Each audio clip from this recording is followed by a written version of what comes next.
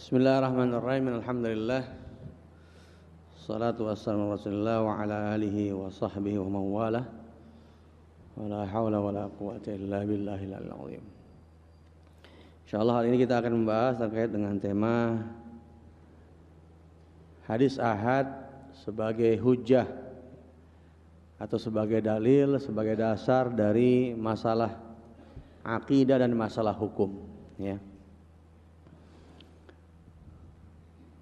Tentu yang pertama adalah kita akan coba membahas secara global terkait dengan apa itu hadis ahad, ya. Jadi kalau kita bicara tentang hadis, pembagiannya secara kuantitas perawi, ya. Kuantitas perawi itu terbagi menjadi dua. Ada hadis mutawatir, ada hadis ahad, ya. Hadis mutawatir hadis yang diriwayatkan oleh banyak perawi, di mana mustahil karena banyaknya yang meriwayatkan itu mereka sepakat untuk berdusta, ya. Dan banyaknya perawi ini ada pada setiap sanad, tingkatan sanad dari sanad yang pertama sampai sanad yang paling akhir. Jadi kalau kita misalnya bagikan misalnya tingkatan perawi di kalangan sahabat misalnya, ada 5 orang sahabat atau lebih meriwayatkan hadis yang sama. Nanti di kalangan tabi'in juga 5 juga, atau bahkan 6 atau 7. Di kalangan tabi'in sama juga, banyak juga, minimal 5. Terus sampai kepada perawi terakhir yang meriwayatkan itu banyak para, ya, musannifin di antara para muhaddisin. Misalnya Imam Bukhari sebagai seorang musannif, dalam Sahih Bukharinya meriwayatkan juga. Imam Muslim meriwayatkan juga. Imam Abu Dawud meriwayatkan juga. Ada 5 atau bahkan 6 atau lebih musannifin meriwayatkan hadis yang sama ini.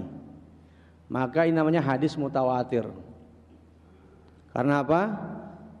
Banyak yang meriwayatkan, yang mustahil karena banyaknya perawi ini mereka sepakat untuk dusta, gitu ya. Kemudian banyaknya jumlah itu ada pada tingkatan sanad yang paling awal sampai paling akhir di tangan para musannifin, para penulis hadis di antara para a'immatul ahadis. Ini adalah mutawatir. Kalau hadis ahad, hadis yang diriwayatkan oleh ahad. Ahad itu dikata wahdun atau wahid. Artinya apa? Yang secara jumlah di bawah tingkatan mutawatir. Para ulama mengatakan bahwa mutawatir itu minimal ada yang mengatakan 4 ke atas itu mutawatir. Jadi ada 4 sahabat, 4 tabi'in, 4 tabi'ut tabi'in terus sampai kepada musannif, ini berarti udah mutawatir. Dan gak boleh kurang dari 4. Semua tinggal harus 4 gitu, atau 5 atau seterusnya, ya. Nah kalau kurang dari 4, maka ulama muhaddisin mengkategorikan secara kuantitas perawi hadis ini adalah hadis ahad. Misalnya hadis yang diriwayatkan oleh 3 sahabat saja misalnya, pun sampai tingkatan ke bawahnya 3 tabi'in, 3 tabi'ut tabi'in, terus begitu, maka ini masuk kategori hadis ahad. Walaupun 3, kan 3 banyak, karena 3 itu apa? Jamak gitu ya. Tapi 3 itu menurut para muhaddisin itu tingkatnya sudah ahad. Apalagi 2, apalagi 1, kira-kira begitu ya. Nah, mutawatir ahad ini adalah pembagian secara kuantitas. Tetapi ingat bahwa secara langsung nggak ada hubungannya mutawatir ahad dengan hadis itu sahih, hasan atau dhaif. Nggak ada hubungannya. Kenapa? Karena sahih, hasan, dhaif itu pembagian hadis secara kualitas perawi. Artinya walaupun hadisnya hadis ahad, 1 misalnya sahabat yang meriwayatkan, di bawahnya satu sampai musannifnya cuma 1 doang misalnya. Tapi kalau setiap perawi yang menjadi rantai sanad itu memenuhi ya kualifikasi hadis sahih, maka sahih juga, gitu loh. Ya, misalnya perawinya adil, dhabit, hafalannya juga kuat, nggak ada cacat, ya, nggak ada syadz, nggak ada illah, ya, sanadnya nyambung dari sahabat Rasulullah, sahabat terus sampai semua tingkatan ada nyambung terus, nggak terputus, maka sudah masuk kategori hadis sahih. Ya, jadi ahad sama mutawatir nggak ada hubungan dengan sahih, hasan atau dhaif, karena ini kriteria pembagian lain lagi begitu. Nah, sekarang permasalahannya, pertanyaan sesuai dengan tema yang kita bicarakan, apakah hadis hasan itu sesuai dengan hadis bisa menjadi dalil? Sangat bisa, sekali-sekali, jidan begitu ya. Kenapa? Karena kalaupun dia ahad, tetapi setiap perawi yang jadi rantai sanad itu kualifikasinya sahih, maka dia jadi hujjah, ya, jadi hujjah. Kecuali kalau ahad kemudian apa? Di mana perawinya nggak memenuhi syarat kriteria sahih atau hasan misalnya, nggak memenuhi, dhaif misalnya. Itu apa misalnya? Perawinya tidak adil, perawinya tidak dhabit, hafalannya juga bermasalah, gitu kan? Hadisnya ada cacat, ya, hadisnya ada syadz, sesuatu yang asing, ya. Maka kalau seperti itu, ini hadisnya dhaif sudah, ya. Oleh karenanya kita lihat bahwa dalam hal ini hadis ahad, ya, secara umum bisa menjadi dasar, ya, atau dalil dalam masalah hukum dan dalam masalah apa? Akidah. Kenapa? Karena kalau kita bandingkan, ikhwatifillah, perbandingan hadis ahad dengan hadis mutawatir itu bandingannya jauh, ya. Dari mungkin berapa hadis jumlahnya Ustaz Tawari? 100.000 lebih ya mungkin ya, puluhan ribu hadis. Yang mutawatir itu sedikit, sisanya hadis ahad. Maka kalau hadis ahad nggak bisa jadi dalil sebagai dalil apa? Masalah hukum akidah, musibah begitu. Nah, kita lihat permasalahan yang ada itu, mereka yang menganggap hadis ahad tidak bisa menjadi dalil dalam dalam masalah hukum akidah adalah mereka mengatakan bahwa hadis ahad ini, ya, itu sifatnya dhonniyatus subut, ya, dhonniyah, ya, bukan qat'iyatus subut. Itu dalil mereka, karena mungkin tadi faktor sedikitnya yang meriwayatkan, ya, maka mereka ini dhonniyatus subut. Mereka menganggap mendasari pendapat mereka dengan misalnya firman Allah, iyattabi'una illa dhon, mereka hanya mengikuti zon, ya, prasangka, dugaan. Inna dhonna la yughni minal haqqi syai'a, dan zon itu tidak apa? Bisa menyangka kepada kebenaran. Memang secara pembahasan ushul fiqh, kalaupun dzonnya sebut, iya betul, tetapi dzon ini bukan dzon seperti yang disebutkan dalam konteks ayat yang mereka sebutkan. Karena ini berbicara dengan orang musyrik. Dzon di sini adalah persangkaan yang membuat was-was dan ragu-ragu. Tetapi kalau dzonnya dzon rajih, dzon yang memang kuat, maka dia sahih. Kalau kita misalnya lihat tentang maratibul ilm, ya, ilm itu kan ada 4 tingkatan, ya. Ada waham. Waham itu kesimpulan dasarnya apa? Dugaan lemah, itu waham. Dugaannya lemah, ya. Ada syak. sebuah kesimpulan yang berdasarkan dua kemungkinan dugaan yang sama-sama seimbang, itu syak. Antara benar dan tidaknya 50-50. Ada dzon itu apa? Kesimpulan atas dugaan yang kuat, itu dzon sebenarnya. Ya. Dan kita lihat dalam Al-Qur'an berapa banyak lafaz dzon itu maknanya yakin. Bukan duga, yakin. Dzon itu dzon. Itu mana yakin, seperti itu. Ya. Yang keempat baru al-ilm. Kesimpulan atas satu dasar yang sangat kuat.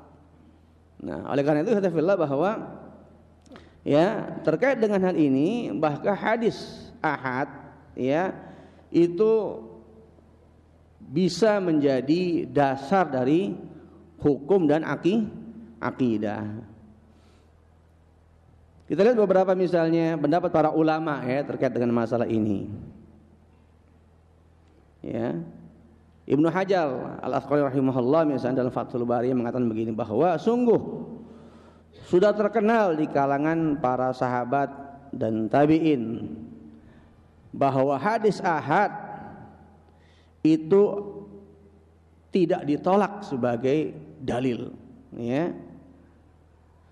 Dan mereka sepakat ya untuk menerima hadis ahad sebagai dasar, ya. Kemudian juga kita lihat ya Ibnu Al-Aiz rahimahullah misalnya kita lihat mengatakan juga ya bahwa hadis ahad jika para umat menerima, artinya umat di sini maksudnya perawi hadisnya ya yang menjadi rantai periwayatan hadis tersebut itu diterima oleh para muhaddisin karena apa? Tadi memenuhi kriteria perawi yang hadisnya sahih atau hadisnya hasan minimal, ya, maka diterima sebagai dasar amal dan membenarkannya dan dapat memberikan ilmu yakin kepastian menurut jumhur ulama, ya. Dan hadis ahad termasuk bagian hadis sahih. Tadi ya, saya katakan bahwa hadis ahad dengan hadis sahih secara linearitas memang nggak nyambung secara langsung, karena sahih, hasan, dhaif tadi pembagian hadis secara apa? Kualitas perawi, mutawatir ahad pembagian hadis dari secara apa? Kuantitas perawinya, gitu. Jadi hadis ahad termasuk bagian hadis sahih. Sedangkan bagi para kalangan ulama salaf tidak ada perselisihan dalam masalah ini, ya. Kita lihat dalam satu dialog yang terjadi antara Al-Imam Syafi'i rahimahullah, ya, ditanya oleh salah seorang bahwa Rasulullah SAW telah menetapkan demikian dan demikian, kata orang ini kepada Imam Syafi'i rahimahullah. Lalu orang itu bertanya, bagaimana pendapat anda wahai imam? Rasulullah bilang demikian, demikian, demikian. Bagaimana pendapat anda wahai imam? Kata orang ini. Maka Imam Syafi'i rahimahullah berkata, subhanallah, maha suci Allah, bahwa Rasulullah SAW telah menetapkan dan kamu bertanya bagaimana pendapat anda. Artinya kalau Rasulullah sudah menetapkan dan memang fix misalnya bahwa kriteria perawinya itu masuk dalam kategori tadi ya, syarat hadis sahih dan syarat hadis hasan, kok masih bilang bagaimana pendapat anda? Artinya nggak layak begitu seorang yang memang sudah fix mengetahui bahwa ini hadisnya sahih atau hasan minimal masih tanya gimana hukum hadis ini, ya, begitu. Nah, ini menjadi satu hal yang Imam Syafi'i rahimahullah tegaskan, ya. Kemudian mengatakan juga dalam lanjutan kisahnya itu, apabila saya meriwayatkan hadis sahih dari Rasulullah SAW, lalu saya tidak mengambilnya, maka saya akan meminta kamu agar bersaksi bahwa akal saya sudah hilang. Jadi kata Imam Syafi'i, kalau saya mendapat hadis sahih dari Rasulullah SAW, kemudian saya nggak mengambilnya, maka saya minta kamu jadi saksi atas saya bahwa akal saya sudah hilang. Artinya tadi kalau ada orang yang mengatakan hadis ahad, padahal kita lihat walaupun hadis ahad tapi ternyata ya semua perawi yang jadi rantai sanad hadis itu nggak ada masalah, ya nggak diambil juga. Kira-kira kemana akalnya? Kira-kira begitu ya? Kira-kira apa? Kemana akalnya? Gitu. Ya. Nah, ini juga apa yang disebutkan dalam kisah Imam Syafi'i rahimahullah. Imam Ahmad juga mengatakan begini, ya. Semua yang datang dari Rasulullah SAW dengan sanad yang baik, sanadnya nyambung tadi ya, dia adil perawinya, ya, dia dhabit, hafalannya juga nggak ada masalah, sangat kuat, ya, tidak ada syad, tidak ada illah, ya, maka kita tetapkan, ya, kita tetapkan dia sebagai hujjah, sebagai dalil, ya. Dan bila tidak, ya, tidak tetap atau tidak sah dari Rasulullah SAW, ya, dan kita tidak menerimanya, maka kita kembalikan urusannya kepada Allah Subhanahu wa taala, ya. Imam beliau rahimahullah membaca surat Al-Hasyr, ya, ayat ke-7 kalau enggak salah, ya, wa ma atakumur rasulu fakhudhu wa ma nahakum anhu fantahu, ya. Ibnu Qayyim rahimahullah juga kita lihat menegaskan juga, ya, terkait dengan, ya, adanya orang yang menolak hadis ahad sebagai hujjah, ya. Apa kata Ibnu Qayyim rahimahullah? Termasuk hal ini ialah pemberitahuan sebagian sahabat kepada sebagian yang lain, karena berpegang teguh pada apa yang diberitakan oleh salah seorang dari mereka dari Rasulullah SAW. Dan tidak ada seorang pun dari mereka yang berkata kepada seorang yang menyampaikan berita dari Rasulullah SAW, ya, bahwa beritamu adalah berita perorangan, kecuali apa? Mereka mengambilnya, ya, sebagai landasan karena hal itu memberikan faidah. Artinya apa? Dalam apa namanya? Hujah yang mengatakan hadis ahad tidak jadi dalil karena apa? Inna dhanna la yughni minal haqqi syai'an. Zon itu tidak mengantarkan kepada kebenaran sedikit pun. Zonnya zon apa dulu? Kita lihat zon ayat inilah zonnya terkait dengan apa? Orang-orang musyrik. Ketika zonnya karena tadi sedikitnya perawi dalam konteks periwayatan hadis, namun yang membawa rantai sanad hadis itulah orang-orang yang memang kredibel, masuk kualifikasinya dalam perawi-perawi yang sahih ataupun hasan, maka itu menjadi khabar yang memberikan faedah ilmu, ya. Itu menurut Imam Ibnu Qayyim rahimahullah, ya. Adapun ayat-ayat kita lihat, ya, juga Ibnu Katsir kita sebentar sebelum kepada dasar atau ayat-ayat menguatkannya. Ibnu Katsir rahimahullah misalnya juga berkata ketika menafsirkan ayat wa ma lahum bihi min ilm, ini juga menjadi ayat yang apa namanya, mereka mengatakan bahwa hadis ahad enggak bisa jadi hujjah. Dasarnya apa? Wa ma lahum bihi min ilm. Ibnu Katsir mengatakan begini, maksudnya mereka tidak mempunyai pengetahuan yang benar yang membenarkan ucapan mereka, bahkan hal itu merupakan dusta dan mengada-ngada, ya. Ya. Artinya bahwa ini adalah tadi dasarnya adalah orang musyrik lagi, terkait ayat-ayat tentang orang musyrik yang tidak pas, ya, penggunaannya sebagai dalil untuk menolak kehujahan hadis ahad, ya, hadis ahad. Kita beberapa ayat, ya, dalil yang menguatkan tentang kehujahan hadis ahad, ya. Pertama firman Allah Subhanahu wa taala, ya terkait dengan surah At-Taubah ayat 122 ya. Allah Azza wa Jalla berfirman di situ bahwa tidak sepatutnya ya, bagi orang-orang mukmin ya untuk semuanya pergi ke medan perang. Mengapa tidak pergi dari tiap-tiap kaum ya? Walau nafara min kulli apa? Ayatnya gimana? Kenapa enggak sebagian dari setiap-tiap kaum pergi liyatafaqahu fid din wal yunziru qaumahum. Kita lihat dari ayat ini ya, memerintahkan untuk umat belajar agama di mana apa? Taifah. Ya. Segolongan saya setiap kaum. Dan kita lihat taifah ini ya adalah ya terkait dengan mungkin satu orang, mungkin lebih gitu ya. Imam Bukhari bahkan menguatkan gitu. Apa kata Imam Bukhari bahwa satu orang manusia itu pun dapat dikatakan taifah. Ya.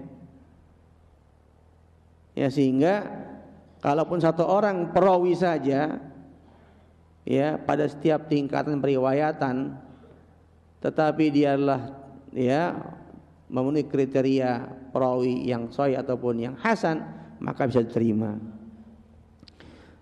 Juga kita lihat dalam firman Allah surat Al-Hujurat misalnya tentang perintah ya alladzina amanu idza ja'akum fasikum binaba'in fatabayyanu.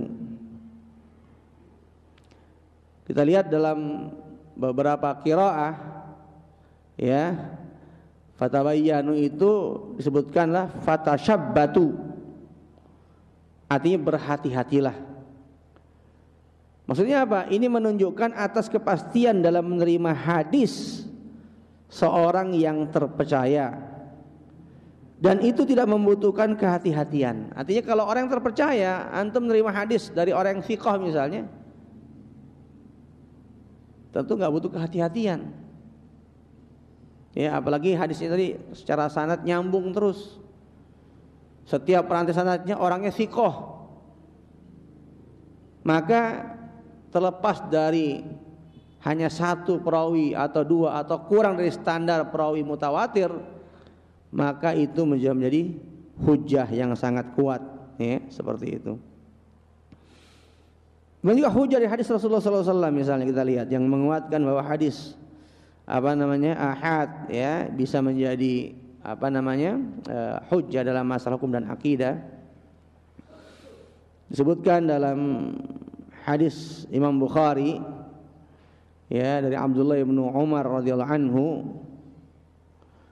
dia berkata ketika manusia ada di Kuba menjalankan salat subuh, ada orang yang datang kepada mereka, dia berkata sesungguhnya telah diturunkan kepada Rasulullah sallallahu alaihi wasallam Al-Qur'an pada waktu malam dan beliau diperintahkan untuk menghadap Ka'bah. Ini tentang riwayat pindahnya kiblat ya.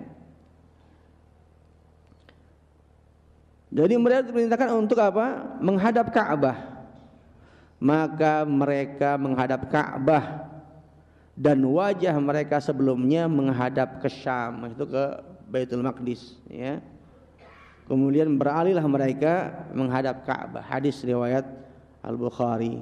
Artinya kita lihat informasi beberapa orang itu ya, itu sudah cukup. Ketika membawa informasi adalah orang yang thiqah, kredibel, maka sudah cukup menjadi dasar atas perpindahan atas hukum perpindahan kiblat dari Baitul Maqdis ke Ka'bah. Kita lihat juga ya. Juga dalam riwayat Bukhari yang lainnya kita lihat dari Umar bin Khattab radhiyallahu anhu, ada seorang sahabat Ansor apabila dia tidak bertemu dengan Rasulullah sallallahu alaihi wasallam, saya mendatanginya dengan menyampaikan kabar dari Rasulullah SAW.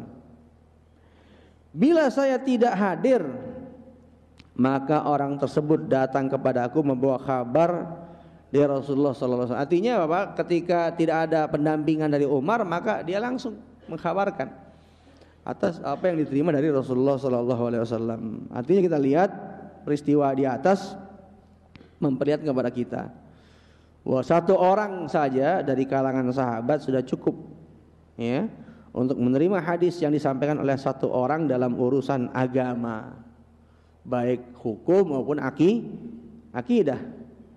Ya, ini katakanlah ya, beberapa hal terkait dengan bahwa hadis ahad, ya, dapat menjadi hujjah atau dalil atau dasar dalam masalah perkara tasyri', hukum ataupun perkara akidah, ya.